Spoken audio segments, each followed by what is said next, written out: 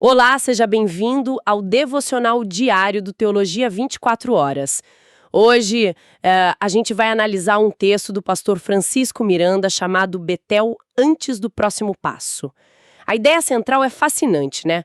Às vezes, para a gente avançar na vida, a gente precisa primeiro voltar. Voltar a um lugar de realinhamento. O texto diz que há passos que só se firmam quando o altar volta a ser prioridade. Exatamente. E a análise se baseia toda na passagem de Gênesis 35, quando Jacó entende que antes de seguir a jornada dele, ele precisa retornar a um lugar chamado Betel. Isso acaba servindo como uma metáfora muito poderosa, sabe? Para esse realinhamento espiritual antes de tomar decisões importantes. Certo. E o versículo-chave que o texto destaca é Gênesis 35, versículo 3. É Jacó falando: "Subamos a Betel e ali farei um altar ao Deus que me respondeu no dia da minha angústia."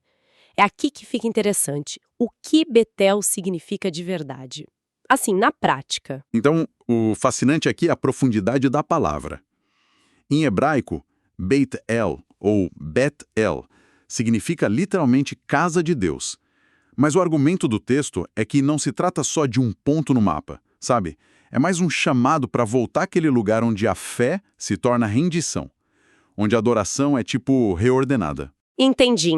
E não é só uma ideia abstrata, né? O texto destaca uma ação muito prática de Jacó. Ele manda a família dele tirar os deuses estranhos, se purificar, trocar as vestes. É quase uma limpeza literal e simbólica ao mesmo tempo. Sim. E o autor conecta isso diretamente à santificação. Ele até cita 2 Coríntios 7,1. A ideia é que não se trata de uma aparência religiosa, mas de uma decisão mesmo por adoração exclusiva. Isso nos leva ao conceito do altar, que em hebraico é Mizbeach. O texto apresenta o altar como um lugar de renúncia, mas uma renúncia que gera liberdade. Nossa, que paradoxo interessante, uma renúncia que liberta. E depois dessa volta a Betel, o que acontece? Deus responde, né? Ele reafirma a identidade de Jacó como Israel e renova a promessa. Parece que esse retorno gera uma confirmação muito poderosa. Gera.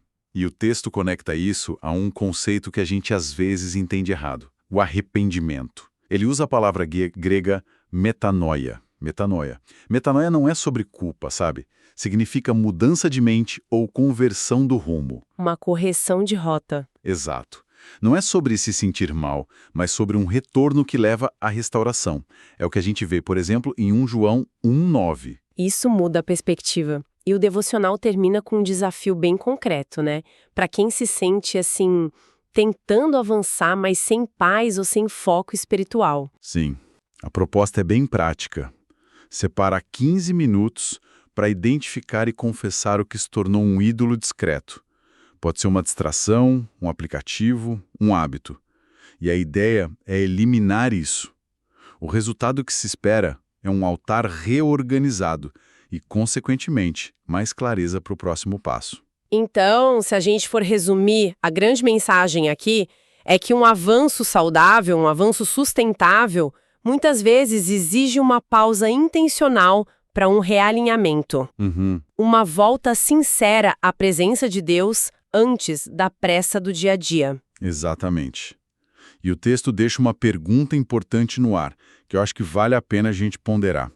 A pergunta é: o que precisa ser removido da nossa rotina, das nossas prioridades ou hábitos, para que a gente possa subir a Betel com o coração inteiro? Uma ótima reflexão para terminar. Comente abaixo como este devocional diário falou com você.